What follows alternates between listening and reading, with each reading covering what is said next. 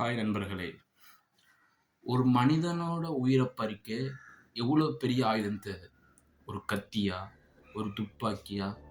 இல்ல ஒரு பெரிய பாமா? நிச்சயமா இல்ல.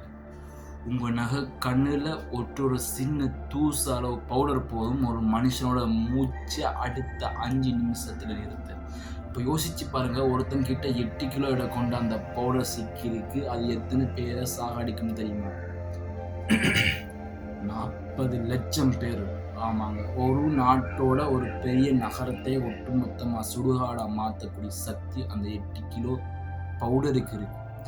சமீபத்தில நடந்த அந்த வேட்டை உலக நாடுகளை அலற வச்சிருக்கு. அந்த மர்ம நபர் யாரு? அவன்கிட்டயே ஏதோ ஒரு நாட்டு ராணுவத்துக்கிட்ட இருக்க வேண்டிய ஆயுதங்கள் எப்படி வந்துச்சு? இதுக்கு பின்னாடி இருக்கிற அந்த இன்டர்நேஷனல் நெட்வொர்க் என்ன? எல்லாத்தையும் உடைச்சு பேசப் போறோம்.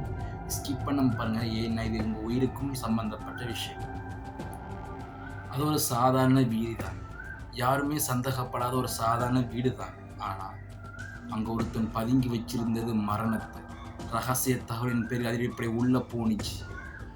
அங்க அவங்க பார்த்த விஷயங்கள், அங்க இருந்த அதிகாரிகளே ஒரு நிமிஷம் உறைய வச்சுட்டு.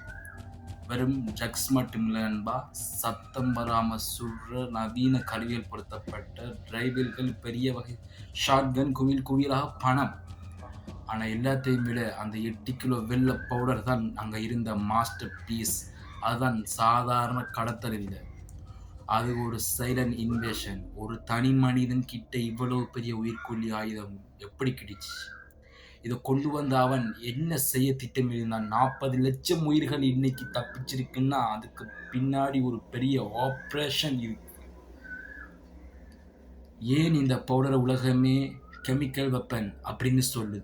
மருத்துவத்தில இது ரொம்ப கடுமையா வலிய போக்குறதுக்காக பயன்படுத்துறது. ஆனா, இத ஒரு போதைப் பொருளாக மாத்தும்போது, அது ஒரு அரக்கனாக மாறும். முதலாவது என்ன செய்யணும்னா, பயங்கர வீரியம். இது சாதாரண போதைப் பொருட்கள விட 100 மடங்கு சக்தி வாய்ந்தது.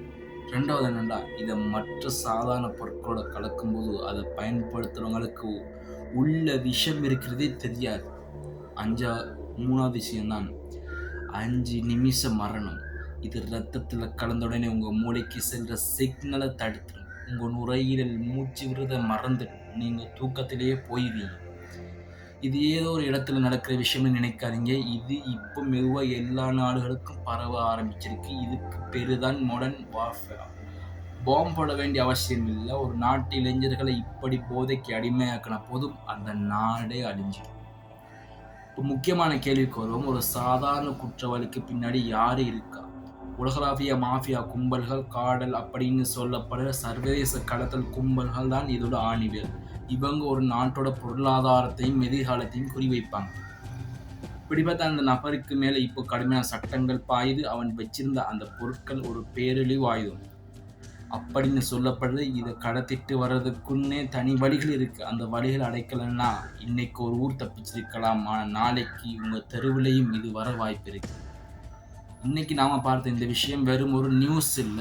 இது ஒரு எச்சரிக்கை மணி. 40,00,000 உயிர்கள காப்பாத்தின அந்த அதிகாரிகளுக்கு பின்னாடி நாமளும் ஒரு விஷயத்த புரிஞ்சுக்கணும். என்னன்னா, விழிப்புணர்வு தான் முதல் முக்கியம். உங்க நண்பர்கள் வட்டம், உங்கள் உறவினர்கள் எல்லாரையும் கவனிங்க. தெரியாத பொருட்கள், அறிமுகம் இல்லாத நபர்கள் கொடுக்கிற எந்த மாத்திரைகளையும் தொடாதீங்க. போதைப் பொருள்கள் ஒரு தனி மனித பிரச்சனை இல்ல. அது ஒரு சமூக புற்றுநோய். இந்த வீடியோ உங்க நண்பர்கள் எல்லோருக்கும் ஷேர் பண்ணுங்க. நீங்க செய்யற ஒரு ஷேர் ஏதோ ஒரு இடத்துல ஏதோ ஒரு உயிரை காப்பாத்தலாம்.